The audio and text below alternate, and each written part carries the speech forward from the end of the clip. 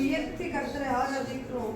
என்னுடைய முழு சிந்தனையையும், என்னுடைய முழு ஆத்மாவையும், என்னுடைய முழு சரீரத்தையும் உங்க சமூகத்தை அர்ப்பணிக்கிறேன் இயேசுவே என்று சொல்லும்படியாய்தான். என்னுடைய சிந்தனைகள் கூட சிந்தனை போகாதபடிக்கு முழு பலத்தோடு கூட கர்த்தரை ஆராதிக்கலாமா?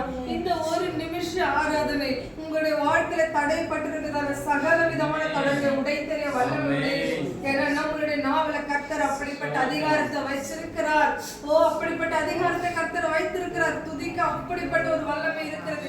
மனதார கரங்களை உயர்த்தி சொல்லலாமா? உண்மை முழு தரத்தோடு நான் ஆராதிப்பாடுறேன். என்னுடைய வாழ்க்கையில் எந்த சூழ்நிலை வந்தாலும் சரி, நான் உண்மை மாத்திரம் துதித்து கொண்டே இருப்பேன். சங்கீதக்காரர் தாவீது அப்படிதான் சொல்றாரு, கர்த்தரை நான் எந்த காலத்திலோ ஸ்தோத்திருப்பேன். எனக்கு நன்மை செஞ்சா மாத்திரம் இல்ல, எனக்கு தீமையே வந்தாலும் கர்த்தரை ஸ்தோத்திருப்பேன் என்று சொல்லலாமா? உண்மை முழு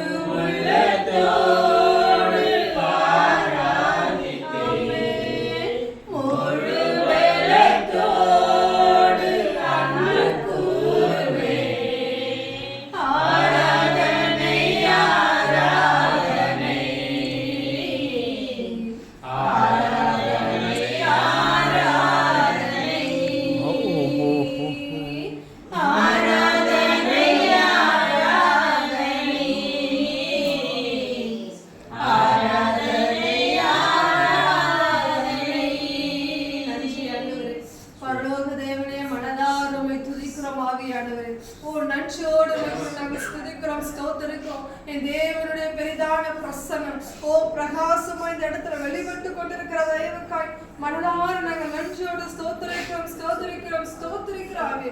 அப்பா, நீர் யோசனையில பெரியவரானவரே, செயல்கள்ல நீர் வல்லவராய் இருக்கிறீங்க சுவாமி. நீர் அனுமதிக்காத எந்த ஒரு காரியங்களுடைய வாழ்க்கையில தகப்பனே நடக்காது. இந்த தேவன் அனுபவிக்கிற எல்லா காரியத்துக்காக நாங்கள் நன்றியோடு கூட துதிக்கிறோம் சுவாமி. மீதியான நேரம் எல்லாவற்றும் காரணம்